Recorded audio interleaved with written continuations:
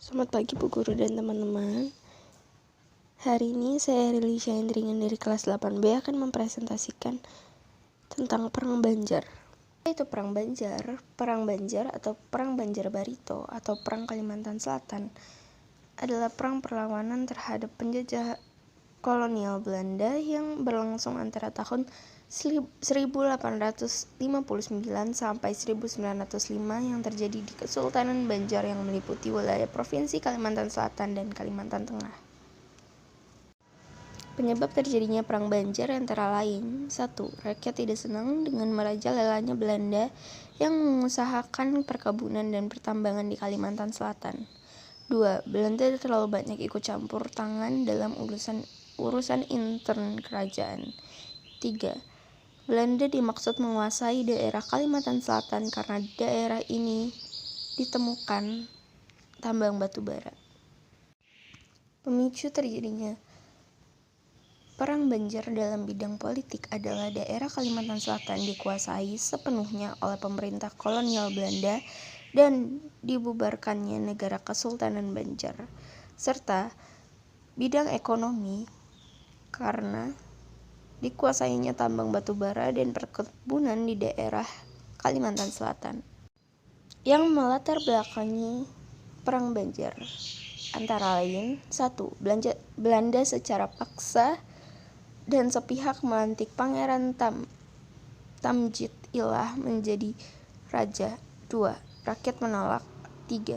Pada saat perebutan tahta terjadi, meletuslah Perang Banjar pada 1859. 4. Perang Banjar dipimpin oleh Pangeran Antasari. Kronologi terjadinya Perang Banjar. Perang Banjar dipimpin oleh Pangeran Antasari dan dibantu oleh Pangeran Hidayatullah II sebagai Mangkubumi.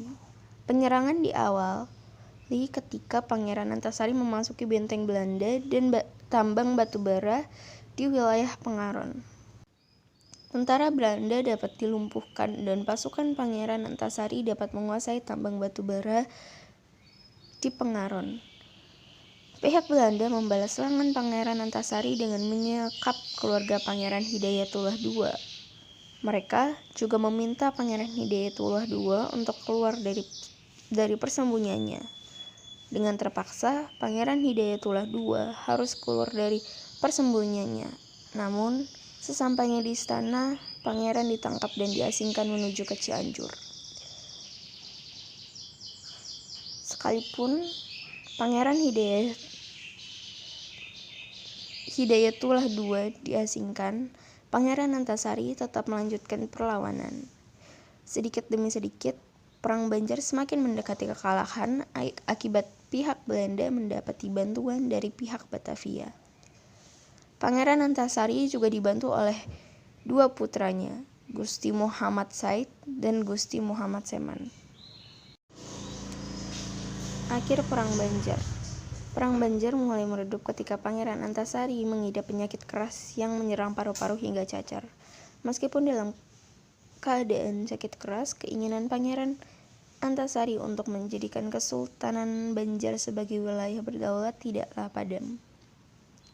Pangeran Antasari meninggal pada Oktober 1862 dan menitipkan pesan kepada para pengikutnya untuk terus berjuang hingga titik darah penghabisan.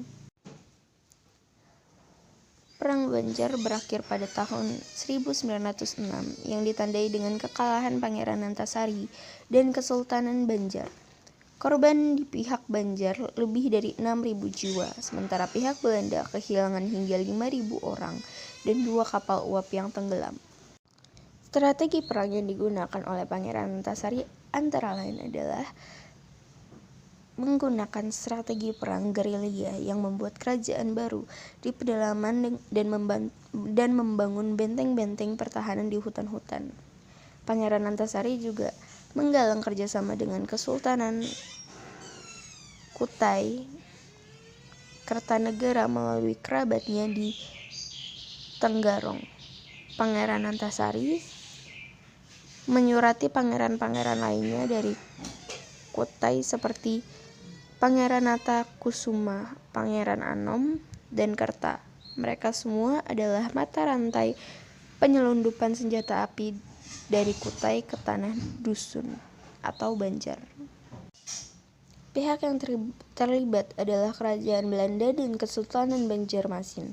Tokoh dan pemimpin dari pihak Belanda adalah Kolonel A.J. Anderson dan Letnan Kolonel G.M.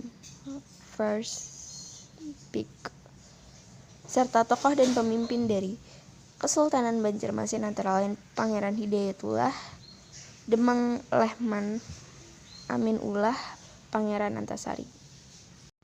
Sekian presentasi dari saya, terima kasih. Maaf jika masih ada kekurangan atau kesalahan, karena yang sempurna hanyalah Tuhan. Terima kasih.